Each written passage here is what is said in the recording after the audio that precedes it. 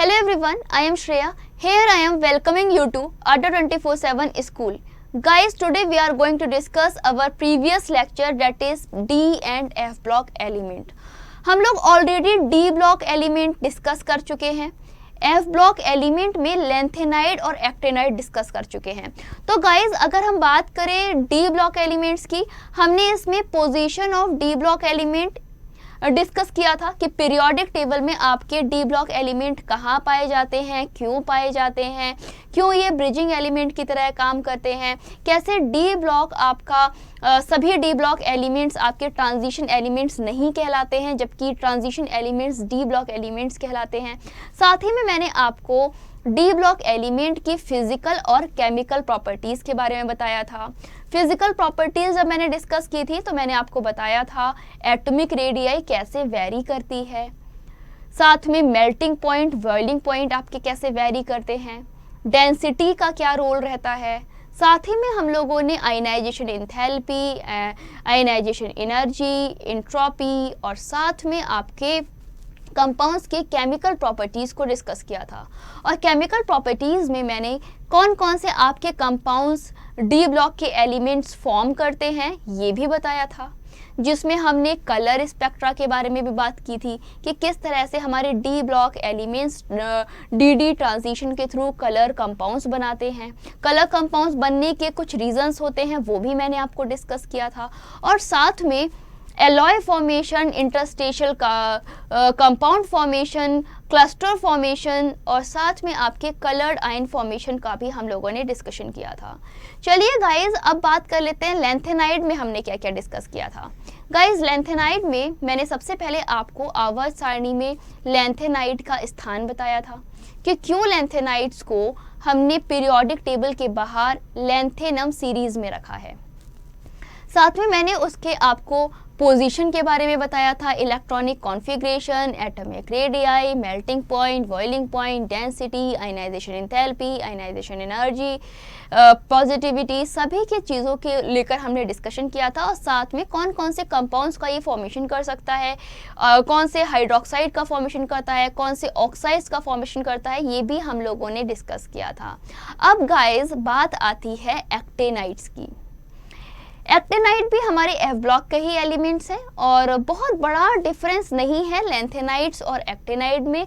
चलिए गाइज अब हम लोग चलते हैं एक्टेनाइड की तरफ कि एक्टेनाइड में क्या क्या चीज़ें हैं.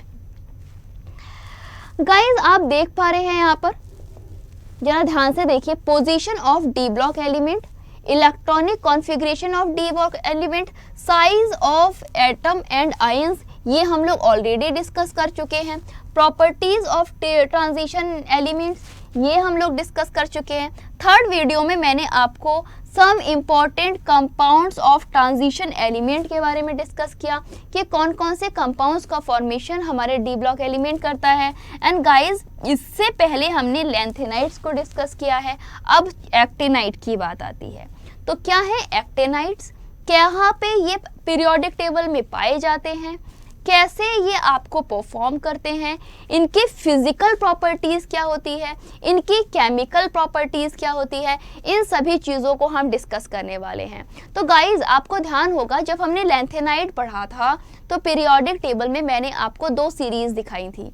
एक दिखाई थी लेंथेनम सीरीज़ और दूसरी दिखाई थी एक्टेनम सीरीज़. लेंथेनम सीरीज़ को हम लोग ऑलरेडी डिस्कस कर चुके हैं और एक्टेनम सीरीज़ को हम डिस्कस करने वाले हैं. ये दोनों ही सीरीज़ पीरियोडिक टेबल में आवर्त सारणी यानी पीरियोडिक टेबल के बाहर दो ब्लॉक्स में रखी गई हैं, दो पोल्स में रखी गई हैं. ये जितने भी लेंथेनम थे ये तो आपके आर्टिफिशियल एलिमेंट्स थे ही, बट गाइज आपके अगर एक्टेनाइड सीरीज की बात की जाए तो उसमें अधिकतर पाए जाने वाले एलिमेंट्स आपके आर्टिफिशियल एलिमेंट्स हैं, यानी कि वो पृथ्वी से प्राप्त होने की जगह अधिकतर वैज्ञानिकों द्वारा खुद बनाए गए हैं. अक्सर इसी वजह से उनकी या तो खोज किसी वैज्ञानिक ने की है या फिर उत्पादित ही किसी वैज्ञानिक ने किया है. इसीलिए अक्सर उनके नाम किसी शहर के, किसी देश के या फिर किसी वैज्ञानिक के नाम पर ही इन कंपाउंड्स के नाम रखे गए हैं.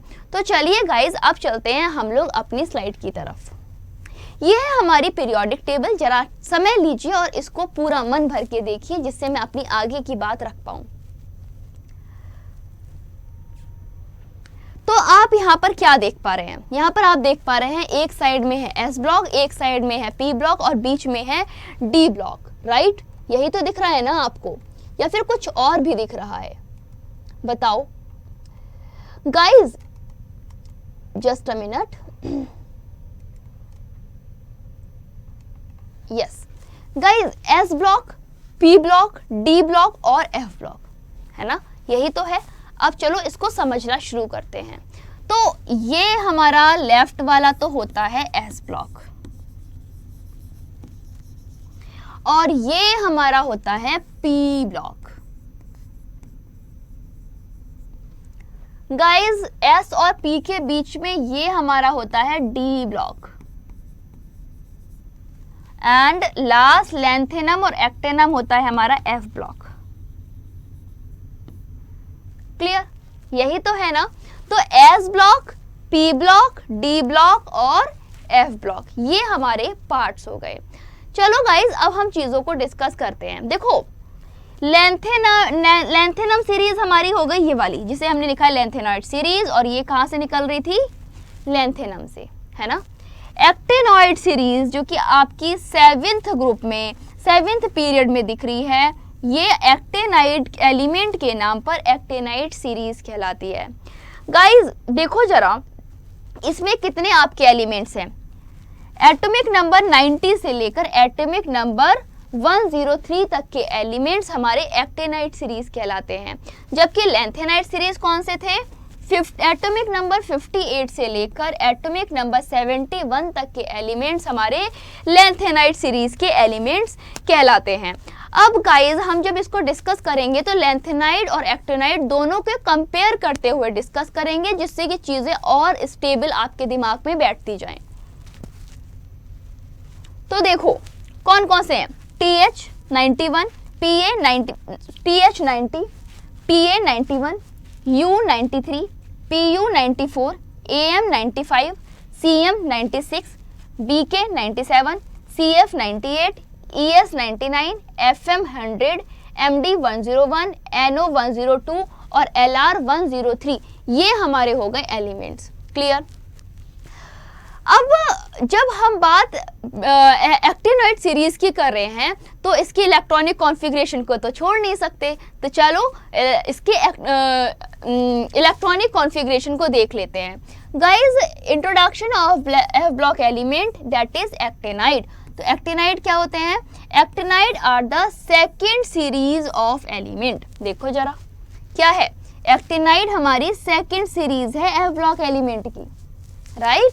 मतलब ये वाला सेक्शन हमारा कौन सा कहलाता है, एफ एक्टिनाइड सीरीज कहलाता है।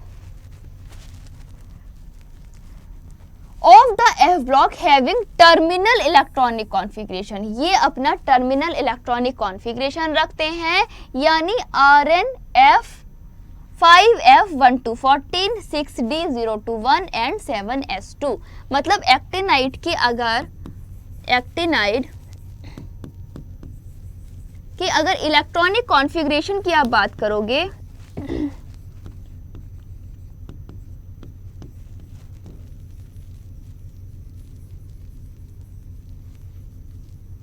तो गाइज देखो जरा क्या है हमारा, Rn 5F1214 6D021 and 7S2, यही तो है। तो ये हो गया हमारा एक्टिनाइड का इलेक्ट्रॉनिक कॉन्फ़िगरेशन।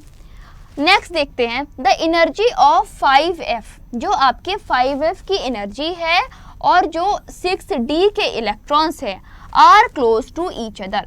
6D और 5F की एनर्जी लगभग बराबर है and so electrons enter into 5F orbital. इसी वजह से जो हमारे इलेक्ट्रॉन्स हैं 5F ऑर्बिटल में एंटर कर जाते हैं। कैसे एंटर कर जाते हैं इसको हम लोग आगे मैं आपके सामने एक टेबल पूरी बनाकर दिखाऊंगी, जिसमें आप इसको समझ पाओगे। क्लियर। तो गाइस देखो electronic configuration, all the actinide series element having common 7s2 configuration, जो हमारे एक्टिनोइड सीरीज है इसमें एक कॉमन आपका इलेक्ट्रॉनिक कॉन्फ़िगरेशन होता है जो होता है 7s2। और वेरिएबिलिटी किस में होती है? तो गाइस वेरिएबिलिटी मिलती है 5f और 6d सबशेल में। किसमें? 5f और 6d सबशेल में आपकी वेरिएबिलिटी मिलती है।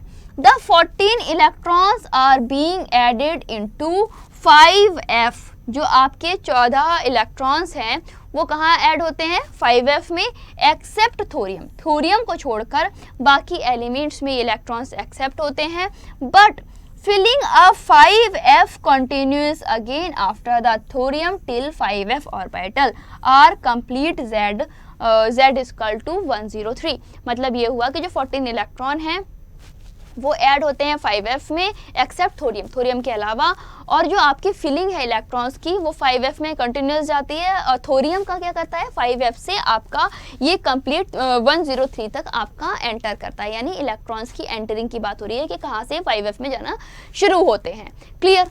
नेक्स्ट देखो, अब इस चीज़ को जो मैंने आपको पढ़ा, अब इसको जरा इस टेबल पर हम समझने की कोशिश करेंगे। जरा ध्यान से देखना गाइज, ये है हमारा एक्टिनम। क्या है? एक्टिनम, यानी AC, और इसका एटॉमिक नंबर होता है 89। थोरियम TH इसका सिंबल होता है। प्रोटेक्टिनियम इसका सिंबल Pa होता है। वहीं पर यूरेनियम का सिंबल U होता है। नेपच्यूनियम का सिंबल Np, प्लूटोनियम का सिंबल Pu, अमरीशियम का सिंबल Am, क्यूमियम का सिंबल Cm, बर्केलियम का सिंबल Bk, कैलिफोर्नियम का सिंबल Cf, आइंस्टाइनसियम का सिंबल Es, फर्मियम का सिंबल Fm, मेंडेलिवियम का सिंबल Md, नोबेडियम का सिंबल No, और साथ में लॉरेंशियम का सिंबल Lr। तो गाइज एक चीज नोटिस करो, एक्टिनम, थोरियम, पोटेशियम, यूरेनियम, ये सब तो आपके एलिमेंट के नाम पर हो गए।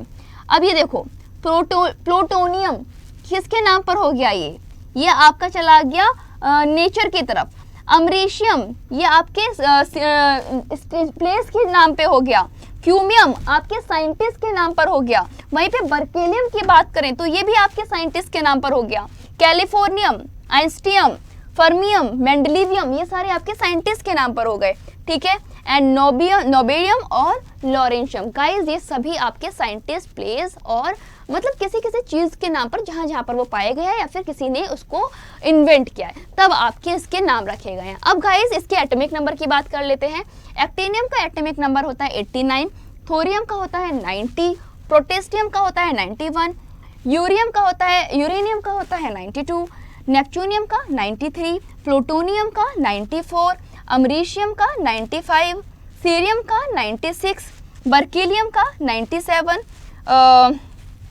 कैलिफोर्नियम का 98, आइंस्टीनियम का 99, फर्मियम का 100 एंड मेंडेलिवियम का 101, नोबेडियम का 102 एंड लॉरेंशियम का 103। राइट? चलो इलेक्ट्रॉनिक कॉन्फ़िगरेशन देख लेते हैं। तो गाइज इलेक्ट्रॉनिक कॉन्फ़िगरेशन देखो एक्टिनियम का Rn61 7s2, क्या लिखा है? Rn रेडॉन, रेडॉन का इलेक्ट्रॉनिक कॉन्फ़िगरेशन यहाँ तक पूरा हो गया। 6d1 7s2। राइट? दूसरा देखो थोरियम की बात करें तो गाइज रेडॉन तक का तो हमने इलेक्ट्रॉनिक कॉन्फ़िगरेशन पूरा कर लिया। अब रिमेनिंग रह गए 4 इलेक्ट्रॉन। तो उन 4 इलेक्ट्रॉन को आप कैसे भरोगे? 6d2 7s2। नेक्स्ट देखो Rn 5 इलेक्ट्रॉन अब हमको भरने हैं। 5f2 6s1 7s2। नेक्स्ट है 92 uranium Rn 5f3 6s1 7s2। Next देखो neptunium Rn 5f4 5d1 7s2। Plutonium Rn 6f6 7s2। Next है अमरीशियम, अमरीशियम में देखो 5f7 और 7s1। तो गाइज यहाँ पर आपका क्या हुआ? अमरीशियम पे हाफ फील्ड चला गया। क्या हुआ? हाफ फील्ड चला गया। क्यूमियम का देखो 5f7 6d1 7s2। Berkelium 5d8 6d1 7s2, californium 6f10 7s2। वहीं पर अगर आप आइंस्टीनियम का देखोगे तो देखो जरा ध्यान से, Rn तक तो आपका कंप्लीट, 5f11 7s2। फर्मियम का देखो, Rn 5f12 7s2।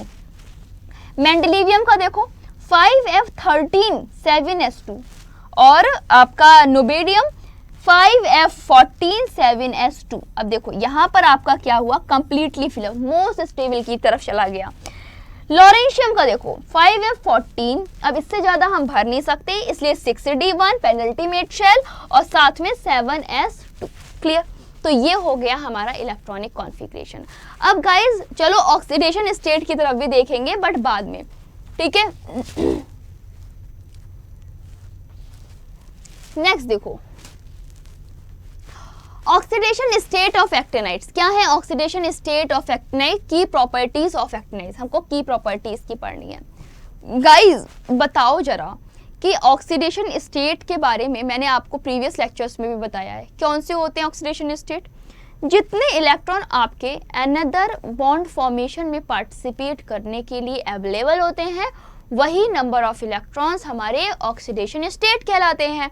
तो चलो देखते हैं यहाँ पर क्या सीन बनता है।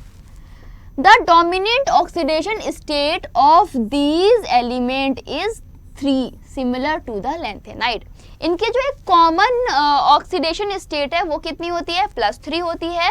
जैसे कि आपके लैंथेनाइड में भी हमने पढ़ा था, लैंथेनाइड में हमने क्या पढ़ा था कि हमारी जो कॉमन ऑक्सीडेशन स्टेट होती है वो तो 3 होती है, बट जहाँ पर वेरी करती है ऑक्सीडेशन स्टेट तो वो +2 से +4 के बीच में वेरी करती है। मतलब ज़्यादा से ज़्यादा अगर आपका लैंथेनाइड में ऑक्सीडेशन स्टेट मिलता है तो 2, 3 और 4 मिलता है। सेम वैसे ही अगर हम बात करें एक्टेनॉइड की, तो एक्टेनॉइड की भी ऑक्सीडेशन स्टेट +3 होती है, बिल्कुल लैंथेनाइड की तरह। ये एक कॉमन ऑक्सीडेशन स्टेट होती है। बट अगर +3 ऑक्सीडेशन स्टेट के बाद की बात करें, बिसाइड +3 ऑक्सीडेशन स्टेट बात करें, तो actinide also exhibit oxidation state +4। Actinides के पास भी +4 ऑक्सीडेशन स्टेट होती है। Some actinide shows still higher oxidation state, और कुछ आपके एक्टिनाइड बहुत हायर ऑक्सीडेशन स्टेट को भी शो करते हैं। नेक्स्ट है the maximum oxidation state first increases up to the middle of series. आपके मैक्सिमम ऑक्सीडेशन स्टेट क्या करते हैं? पहले इंक्रीज होते हैं, बीच में सीरीज में, मतलब यू शेप बनाते हैं ऐसे करके, है ना, सीरीज में बढ़ते हैं, एंड देन डिक्रीज, और फिर अचानक से डिक्रीज होते हैं। यहाँ पर इंक्रीज और फिर अचानक से यहाँ पर डिक्रीज होते हैं। क्लियर? कैसे? अभी पीछे समझेंगे। Example, it decreases from +4 for thorium to +5, +6 and +7, और फॉर Pa, U और Np के लिए ये डिक्रीज होते हैं इन सक्सीडिंग एलिमेंट। अब चलो इस चीज़ को देख लेते हैं। ये बात तो समझ में आ गई कि हमारे पहले बढ़ते हैं ऑक्सीडेशन स्टेट, फिर अचानक से कम होती है। इसको हम पिक्चर में समझ लेते हैं।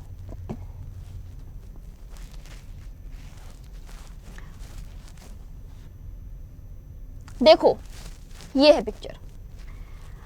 हमारे एक्टिनियम का ऑक्सीडेशन स्टेट कितना है? +3, मैं इधर लिखती जा रही हूँ, ठीक है। थोरियम का क्या है? +3, +4, ठीक है। प्रोटेस्टियम का कितना है? +3, +4 और +5। वहीं पर अगर हम बात करें यूरेनियम का, तो गाइस जरा ध्यान से देखो, यूरेनियम का कितना जा रहा है? +3, +4, +5 और +6, ठीक। नेपच्यूनियम का कितना जा रहा है? +3, +4, +5, +6 और +7, ठीक है।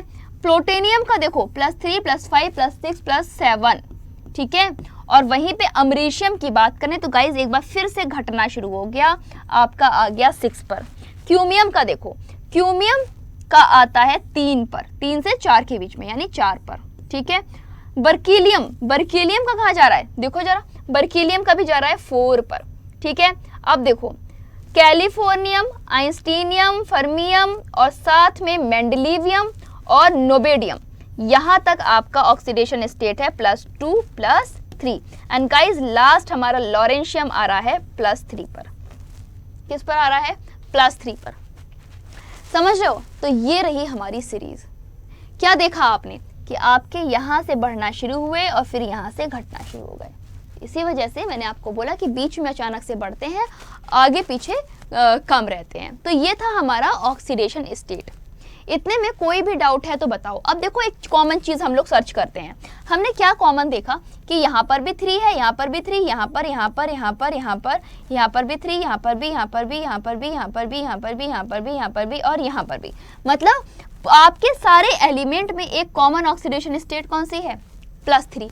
और उसके बाद एक चीज़ और नोटिस करो कि हमारे जो स्टेबल्ड हैं उनमें कौन कौन सी ऑक्सीडेशन स्टेट है। तो एक तो है +3, +2, +3।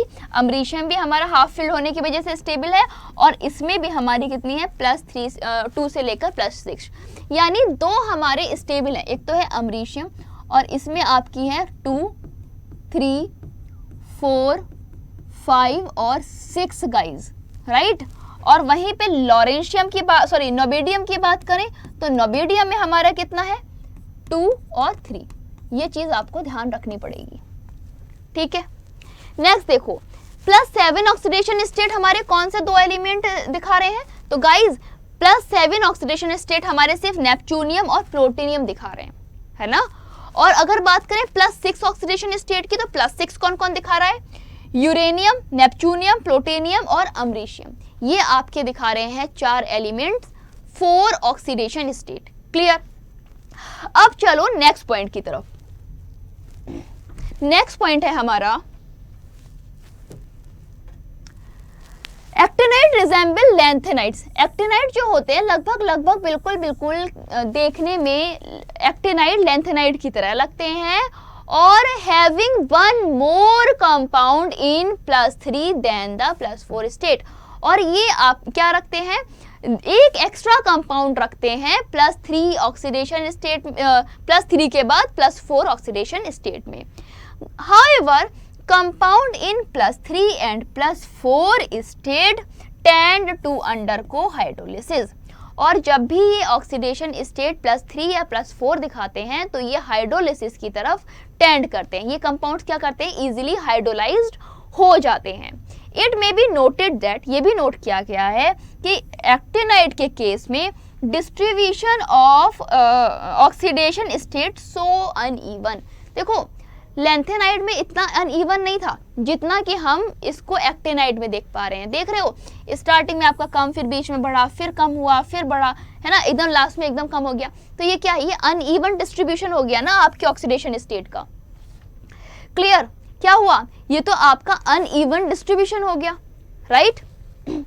नेक्स्ट देखें, नेक्स्ट पॉइंट हमारा क्या कह रहा है? It is of no use to discuss their chemistry in term of their oxidation state। इसी वजह से एक्टिनाइड्स की हम केमिस्ट्री को कभी भी उनकी ऑक्सीडेशन स्टेट के बेस पर नहीं डिस्कस करते हैं। क्लियर। बाकी अपीयरेंस के बेस पर, केमिकल रिएक्शन के बेस पर हम इनको प्रॉपर डिस्टिंग्विश करते हैं। तो चलिए गाइज नेक्स्ट पॉइंट की तरफ चलते हैं। क्या कह रहा है हमारा next point? Oxidation state of actinide, properties of actinide. तो गाइज क्या क्या हमने देख लिया इसमें? सबसे पहले ऑक्सीडेशन स्टेट इज +3, कि हमारी इसकी ऑक्सीडेशन स्टेट +3 होती है, वेरी इंपॉर्टेंट। और मैंने आपको क्या क्या चीज़ें जो कॉमन बताई थी वही चीज़ें यहाँ पर भी लिखी हैं। NP is +3 and PU is +3 get oxidise in NP+4 और Pe+4। कब? जब इन्हें हाइड्रोलाइज किया जाता है तो ये अपनी +4 ऑक्सीडेशन स्टेट में चले जाते हैं। कौन? नेपच्यूनियम और प्लूटोनियम, ये दोनों आपकी अपनी +4 ऑक्सीडेशन स्टेट को गेन कर लेते हैं जब इनको हाइड्रोलाइज किया जाता है। अब देखो, some become stable in some unstable. कुछ तो इसमें स्टेबल होते हैं और गाइस कुछ इसके अनस्टेबल होते हैं। चलो एक बार नजर डाल लेते हैं इनके ऑक्सीडेशन स्टेट की तरफ। तो एक्टिनाइड हमारा यानी AC हमारा कौन कौन से ऑक्सीडेशन स्टेट दे रहा है? +2, +3, +4। वहीं पे अगर थोरियम की बात करें तो वो आपको दे रहा है 2, 3, 4, 5। Pa आपको दे रहा है 3, 4, 5। देखो यहाँ पर 2 नहीं है ऑक्सीडेशन स्टेट। यहीं पर अगर U की बात करें यानी यूरेनियम की बात करें तो 3, 4, 5, 6। NP नेपच्यूनियम 3, 4, 5, 6, 7 ऑक्सीडेशन स्टेट दे रहा है अमरीशियम गाइज, 2, 3, 4, 5, 6, 7। तो अगर आपसे क्वेश्चन आ जाए कि हाईएस्ट ऑक्सीडेशन स्टेट कौन देता है, तो वो देता है हमारा अमरीशियम। कितनी? 2, 3, 4, 5, 6, 7। क्यूमियम 3 और 4 और साथ में गाइस 6 ऑक्सीडेशन स्टेट दे रहा है। बर्केलियम आपको 3, 4 दे रहा है। बाकी जितने रिमेनिंग है, ये देखो कैलिफोर्नियम, आइंस्टीनियम, फर्मियम, मोबेडियम, नोबेडियम और साथ में आपका लॉरेंशियम, ये सारे आपको एक कॉमन ऑक्सीडेशन स्टेट +3 दे रहे हैं। तो इसी वजह से हमने लिखा है कि आपकी जितने भी एक्टिनाइड्स हैं वो लेंथेनाइड की तरह एक कॉमन ऑक्सीडेशन स्टेट +3 देते हैं, राइट। और जबकि हाईएस्ट ऑक्सीडेशन स्टेट हमारा अमरीशियम देता है। क्लियर? नेक्स्ट पॉइंट की तरफ चलते हैं गाइस। नेक्स्ट पॉइंट है हमारा मैग्नेटिक प्रॉपर्टी। क्या है भाई? Magnetic property. चलो इसे भी देख लेते हैं। मैग्नेटिक प्रॉपर्टी है हमारे introduction of F block element का पार्ट, और इसमें materials are classified in their interaction with magnetic field. आपको मैग्नेटिक फील्ड के बेस पर इसका डिस्टिंग्विश करना है। अब गाइस कैसे होगा? देखो दो टाइप हैं, या तो आपके इलेक्ट्रॉन्स पेयर्ड होंगे या फिर आपके इलेक्ट्रॉन्स अनपेयर्ड होंगे। दो ही तो पॉसिबिलिटी हो सकती हैं। तो देखो जरा गाइस, अगर आपके इलेक्ट्रॉन्स रिपेल कर रहे हैं तो इसका मतलब ये डायमैग्नेटिक है, दीज आर पेयर्ड। वहीं पर अगर ये अट्रैक्ट कर रहे हैं यानी ये आपके कंप्लीटली फिलअप नहीं है, दैट इज पैरामैग्नेटिक। ठीक है, दूसरे शब्दों में ऐसे ही बोल सकते हो कि अगर डायमैग्नेटिक हैं तो ये रिपेल्ड करेंगे और अगर पैरामैग्नेटिक हैं तो ये अट्रैक्ट करेंगे। नेक्स्ट देखो, magnetic property have spin and orbit contribution. जो आपकी मैग्नेटिक प्रॉपर्टी होती है उसमें किसका कंट्रीब्यूशन होता है? सबसे पहले स्पिन का और दूसरा होता है ऑर्बिट कंट्रीब्यूशन का। तो इसका मतलब magnetic moments are given by the formula. आपका मैग्नेटिक मोमेंट किसके द्वारा, कौन सा फॉर्मूले से निकाला जा सकता है guys? Mu is equal to 4SS + 1 LL + 1। यानी अगर आपको मैग्नेटिक मोमेंट निकालना है लेंथेनाइड का या फिर एक्टिनाइड्स का या फिर सिंपली बोलूं एस ब्लॉक एलिमेंट्स का, तो गाइज आप कौन सा फॉर्मूला लगाओगे? आप फॉर्मूला लगाओगे √4SS + 1 + LL + 1। तो ये आपका पूरे पे अंडर रूट है और इसको आप सॉल्व कर लोगे। गाइज यहाँ पे S क्या है? S है हमारा स्पिन क्वांटम नंबर, L है हमारा एजीमुथल क्वांटम नंबर यानी कि orbit quantum number. Clear? All lanthanide और एक्टिनाइड है ना, जैसे हमारे लेंथेनाइड की बात करें तो La और एक्टिनाइड की बात करें तो Ac। ठीक है, ये आपके ऐसे हैं जो कि नेचर में पैरामैग्नेटिक होते हैं। लेंथेनाइड में लुटेशियम और सीजियम हमारा पैरामैग्नेटिक होता है। क्लियर? गाइज नेक्स्ट स्लाइड है हमारी, why lanthanides and actinide shows variable oxidation state. Why lanthanide and actinoid shows variable oxidation state. क्यों हमारी ये वेरिएबल ऑक्सीडेशन स्टेट शो करते हैं? सोचो जरा, फटाफट से सोचो, क्या रीजन हो सकता है? अगर आपने इससे पहले मेरा लेंथेनाइड वाला लेक्चर देखा है तो इसका आंसर आप बहुत आसानी से बता सकते हो। गाइस देखो, लेंथेनाइड हमारी वेरिएबल ऑक्सीडेशन स्टेट शो करता है। दे show +3, +2, +4 oxidation state, but most stable oxidation state, और इसमें से मोस्ट स्टेबल ऑक्सीडेशन स्टेट कौन सी होती है इसकी? +3। एक्टिनाइड्स के लिए हमारी most oxidation stable oxidation state +3 होती है। सेम इसी तरीके से लेंथेनाइड के लिए भी मोस्ट स्टेबल ऑक्सीडेशन स्टेट +3 होती है। Element in other state hence they try to lose gain electron to get +3 state। जो एलिमेंट्स हैं वो लूज और गेन इलेक्ट्रॉन किस में है? +3 स्टेट में। Clear? By that those ion become strong reducing और ऑक्सीडाइजिंग एजेंट रिस्पेक्टिवली। तो ये जो आयन है वो कैसे हैं? स्ट्रॉन्गली रिड्यूसिंग है और स्ट्रॉन्गली ऑक्सीडाइजिंग है। ठीक है, क्यों? क्योंकि भाई ये आपके दो पॉसिबिलिटी दिखा रहे हैं, या तो इलेक्ट्रॉन को गेन करने की या फिर इलेक्ट्रॉन्स को लूज करने की। क्लियर? नेक्स्ट पॉइंट की तरफ चलते हैं। इतने में अगर 1% भी कोई डाउट है तो आप कमेंट कर सकते हो, नहीं तो गाइस नेक्स्ट पॉइंट। नेक्स्ट है केमिकल रिएक्टिविटी ऑफ एक्टिनाइड। क्या है केमिकल रिएक्टिविटी एक्टिनाइड की? चलो देख लेते हैं इसको भी। गाइस देखो, आपके केमिकल रिएक्टिविटी ऑक्सीडेशन स्टेट पर डिपेंड करती है ना? तो अब हम बात करेंगे केमिकल रिएक्टिविटी की। देखो जरा, द इंटरेक्शन ऑफ एक्टिनाइड या फिर all the actinide show similarity in the reactivity. जो हमारे एक्टिनाइड्स हैं वो सिमिलैरिटी शो करते हैं, किसमें? रिएक्टिविटी में। But are greater than the transition element. But किसमें? ट्रांजिशन एलिमेंट से ज्यादा ग्रेटर इनकी रिएक्टिविटी होती है। इस चीज को फिर से समझते हैं। All the actinide show similarity in reactivity but are greater than the transition element. मतलब चाहे आप लैंथेनाइड की बात कर लो, चाहे आप एक्टिनाइड की बात कर लो, उनकी रिएक्टिविटी दोनों की सेम होती है। But guys D block element से बड़ी होती है, ज्यादा होती है। ठीक है? और ऐसा क्यों होता है? ऐसा होता है बिकॉज ऑफ शील्डिंग इफेक्ट, है ना? Due to the shielding of unpaired electron. जो आपके 5f ऑर्बिटल के इलेक्ट्रॉन्स हैं वो पुअर शील्डिंग कर रहे हैं, है ना? इसी वजह से आसानी से स्ट्रांगली रिएक्टिव है, फटाफट से रिएक्ट कर रहा है ये, है ना? This is due to the shielding of unpaired electrons in the inner 5f orbital by outer 7s 7p और 6d ऑर्बिटल्स। क्लियर? जो आपका 5f के ऑर्बिटल्स हैं वो प्रॉपर शील्डिंग नहीं कर पा रहे हैं और इसी वजह से इलेक्ट्रॉन्स आसानी से ट्रांसफर होकर रिएक्शन को शो कर रहे हैं, यानी केमिकल रिएक्टिविटी आपके f ब्लॉक एलिमेंट्स की बढ़ जा रही है। क्लियर?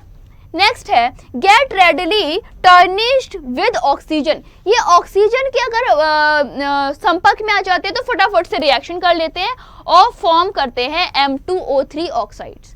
जिस तरीके से लैंथेनॉइड्स हमारे M2O3 टाइप के ऑक्साइड्स बनाता है, बिल्कुल वैसे का वैसे हमारे एक्टिनाइड्स भी क्या कर रहे हैं? M2O3 के ऑक्साइड्स का फॉर्मेशन कर रहे हैं। क्लियर? गाइज ये तो हो गई रिएक्टिविटी की बात। अब आपने क्या नोटिस किया कि हमारी लैंथेनाइड की रिएक्टिविटी और एक्टिनाइड की रिएक्टिविटी बिल्कुल सेम थी। जब हमने रिएक्टिविटी लैंथेनाइड की पढ़ाई थी तब भी ये M2O टाइप के ऑक्साइड्स बना रहा था, और यहाँ पर जब हम एक्टिनाइड को आपको डिस्कस कर रहे हैं तब भी ये M2O3 टाइप के ऑक्साइड्स को बना रहा है। नेक्स्ट देखो, because lower ionisation energy of actinides are electropositive than lanthanides and most reactive. क्या होता है? इसकी जो आयनाइजेशन एनर्जी है वो तो कम है एक्टिनाइड की, और इसी वजह से ये इलेक्ट्रोपॉजिटिव है एज कंपेयर टू लैंथेनाइड, है ना? ये डिफरेंस है इसमें कि इसकी इलेक्ट्रोपॉजिटिविटी ज्यादा है as compare to lanthanide. They react with hot water. और जो हमारे एक्टिनाइड्स होते हैं गाइज, ये आसानी से हॉट वाटर के साथ में रिएक्शन भी कर जाते हैं, है ना? React with oxidising agent. Oxidising agent के साथ में भी आसानी से रिएक्शन कर पा रहे हैं to form a passive coating, और अपनी पैसिव कोटिंग का फॉर्मेशन कर रहे हैं। Form halide hydrides actinides are strong reducing agent. ये हैलाइड का फॉर्मेशन कर रहे हैं, हाइड्राइड का फॉर्मेशन कर रहे हैं। क्यों? क्योंकि आपके जो एक्टिनाइड्स हो रहे हैं वो कैसे हैं? स्ट्रॉन्ग रिड्यूसिंग एजेंट हैं। ठीक, तो हमें क्या क्या पता चला इस स्लाइड से? इस स्लाइड से हमको ये पता चला कि जो हमारे एक्टिनॉइड्स होते हैं वो लैंथेनाइड के कंपेयर में ज़्यादा इलेक्ट्रोपॉजिटिव होते हैं, ये हॉट वाटर से रिएक्शन कर पाते हैं और ऑक्सीडाइजिंग एजेंट से रिएक्शन कर सकते हैं। ये हैलाइड और हाइड्राइड्स भी बनाते हैं, जैसे कि हमारा लैंथेनाइड भी बनाता है। ये एक्टिनाइड्स जो होते हैं हमारे स्ट्रॉन्ग रिड्यूसिंग एजेंट होते हैं। गाइस, लैंथेनाइड्स भी हमारे स्ट्रॉन्ग रिड्यूसिंग एजेंट्स होते हैं। क्लियर? नेक्स्ट है आयनाइजेशन एनर्जी ऑफ लैंथेनाइड। तो गाइज, लैंथेनाइड्स के लिए जब हमने आयनाइजेशन एनर्जी पढ़ी थी, बिल्कुल वैसे ही हमारी आयनाइजेशन एनर्जी है एक्टिनॉइड की। तो आप इसको लगा लो एक्टिनॉइड। तो ionisation energy is the energy needed to remove valence electron from the atom and ion directly to form of attraction of electron। किसी वैलेंस शेल से इलेक्ट्रॉन को निकालने के लिए जो रिक्वायर्ड एनर्जी है, जो रिक्वायर्ड नीड है, उसे हम क्या कहते हैं, उस एनर्जी को हम कहते हैं ionisation energy. Hence larger nuclear charge, smaller radii of electron, larger will be the ionisation energy. अगर साइज बड़ा है तो इलेक्ट्रॉन निकालना आसान हो जाएगा, इसका मतलब आयनाइजेशन एनर्जी कम हो जाएगी। अगर साइज छोटा है, इलेक्ट्रॉन निकालना मुश्किल हो जाएगा, आयनाइजेशन एनर्जी बढ़ जाएगी। Ionisation energy of actinide element is larger than s block element and smaller than d block element. अगर हम आयनाइजेशन एनर्जी की बात करें तो इसका साइज एस ब्लॉक से कम है, सॉरी एस ब्लॉक से बड़ा है, तो एस ब्लॉक की आयनाइजेशन एनर्जी ज्यादा होती है as compare to f block element, जबकि डी ब्लॉक की ज्यादा होती है as compare to f block element. तो ये पॉइंट है आपका इंपॉर्टेंट। नेक्स्ट पॉइंट की तरफ चल रहे हैं गाइज। नेक्स्ट पॉइंट है डेंसिटी। क्या है डेंसिटी का? Density being the ratio of mass, देखो D is equal to m over b, यही तो हमारा फॉर्मूला होता है। तो density being the ratio of mass substance volume of density of d block element will be the more of F block element. मतलब d block से कम और एफ ब्लॉक से ज्यादा हमारी इसकी डेंसिटी होती है। ऑल एक्टिनाइड एक्सेप्ट थोरियम और अमरीशियम हैज हाईएस्ट डेंसिटी। जो हमारा अमरीशियम है, जो हमारा थोरियम है, ये दो आपके एक एक्सेप्शन केसेस हैं जो कि आपकी हाईएस्ट डेंसिटी को रखते हैं। अब गाइस इसका एक कॉमन शॉर्ट ट्रिक समझ लो कि अगर आपके एलिमेंट का वॉल्यूम ज्यादा तो इसका मतलब आपकी डेंसिटी कम। कैसे पता चला मुझे? वही अपना गणित का सवाल D is equal to m over v से, है ना। तो ये फॉर्मूला आप याद रखो क्योंकि हमारा डेंसिटी इन्वर्सली प्रोपोर्शनल वॉल्यूम में होता है, चाहे आप फिजिक्स में पढ़ लो, केमिस्ट्री में या फिर मैथ्स में। चलो नेक्स्ट स्लाइड की तरफ चल रहे हैं। नेक्स्ट स्लाइड है आयनाइजेशन ऑफ एक्टिनॉइड। क्या है आयनाइजेशन एक्टिनॉइड का? गाइस किसी भी एलिमेंट को आयनाइज करना आयनाइजेशन होता है। अब बात कर रहे हो आप एक्टिनाइड्स की, मतलब अगर आप एक्टिनाइड को आयनाइज कर दो तो इसे हम बोलते हैं आयनाइजेशन ऑफ एक्टिनाइड। एक इलेक्ट्रॉन को आयनाइज कर रहे हो, बाहरी इलेक्ट्रॉन को निकाल रहे हो तो आपकी एनर्जी है कम। बट गाइस जैसे जैसे न्यूक्लियस के आप पास जा रहा है आपका इलेक्ट्रॉन, तो उसको निकालने के लिए आपकी एनर्जी बहुत ज्यादा चाहिए। और बहुत ज्यादा चाहिए इसका मतलब पता है क्या हुआ? इसका मतलब ये हुआ कि न्यूक्लियस के जितने पास का इलेक्ट्रॉन उतनी ज्यादा आयनाइजेशन एनर्जी, मतलब आयनाइजेशन एनर्जी 3 सबसे ज्यादा होगी as compare to ionisation energy 2 as compare to ionisation energy 1। यानी actinide have lower ionisation enthalpy than the lanthanides. Because क्यों गाइस? क्योंकि इसमें शील्डिंग इफेक्ट हमारा 5f काम कर रहा है और जो 5f के इलेक्ट्रॉन है वो प्रॉपर शील्ड नहीं कर पा रहे हैं। तो 5f electron is more effectively shield nucleus than 4f। जो हमारे 5f के इलेक्ट्रॉन है 4f के कंपेयर में अच्छा शील्ड कर रहे हैं, वैसे दोनों ही वीक है, समझ रहे हो। 4f के कंपेयर में तो अच्छा शील्ड कर रहे हैं, तभी हमने बोला कि लैंथेनाइड के कंपेयर में इसका आयनाइजेशन एनर्जी ज्यादा होता है बट यूजुअली कम होता है। नेक्स्ट है guys melting and boiling point of actinide. क्या है? They have fairly high melting point and high boiling point. क्यों? क्योंकि गाइस इनका कोई भी डेफिनेट ट्रेंड नहीं होता, ठीक है। सेम चीज हमारी एक्टिनॉइड्स के लिए है। नेक्स्ट देखो फॉर्मेशन ऑफ कलर्ड आयन। कैसे बनते हैं कलर्ड आयन? जो एक्टिनाइड लाइक लैंथेनाइड, जितने भी हमारे एक्टिनाइड्स हैं बिल्कुल लैंथेनाइड की तरह एफ ब्लॉक और इलेक्ट्रॉन एलिमेंट्स है, और एफ ब्लॉक एलिमेंट होने की वजह से ये अपनी एम्प्टी और वाइटल के ट्रांजिशन की वजह से, जैसे कि हम डी ब्लॉक में डी ट्रांजिशन पढ़ रहे थे, इसी तरीके से इसमें एफ ट्रांजिशन की वजह से क्या होते हैं, ये अपने कलर्ड आयंस को बनाते हैं। इसमें आपका इलेक्ट्रॉन ग्राउंड स्टेट से एक्साइटेड स्टेट में जाता है और तब क्या करता है, एनर्जी को एब्जॉर्ब करता है, और एक पर्टिकुलर टाइम के बाद ये इलेक्ट्रॉन खुद एक्साइटेड स्टेट से ग्राउंड स्टेट में जब आता है तो एक पर्टिकुलर वेवलेंथ की एनर्जी को इमिट करता है। जिस पर्टिकुलर वेवलेंथ की एनर्जी को इमिट करता है उसके ही कॉम्प्लीमेंट्री कलर हमको दिखाई देते हैं। इसी वजह से हमारे जितने भी एक्टिनाइड्स होते हैं वो कलरफुल होते हैं। चलिए गाइस नेक्स्ट स्लाइड की तरफ चलते हैं। नेक्स्ट है फॉर्मेशन ऑफ कॉम्प्लेक्सेस। कैसे फॉर्मेशन होता है कॉम्प्लेक्सेस का? तो गाइस हमेशा ध्यान रखना एक्टिनाइड्स का साइज बड़ा नहीं होता, इसी वजह से ये आसानी से अपने कंपाउंड्स का फॉर्मेशन कर लेते हैं। इनका साइज स्मॉल होता है, हायर न्यूक्लियर चार्ज होता है, और हायर न्यूक्लियर चार्ज की वजह से क्या होगा, आपका पी-पाई कॉम्प्लेक्शन होगा और कंपाउंड्स का फॉर्मेशन होगा। गाइस डिग्री ऑफ कंप्लीशन की बात करें तो वो डिक्रीज होती है किस ऑर्डर में?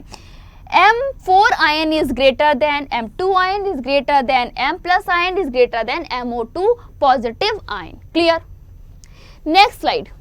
Guys, actinoid contraction. Atom and size of radii is tri-positive actinides ion decrease speedily from thorium to lawrencium. क्यों?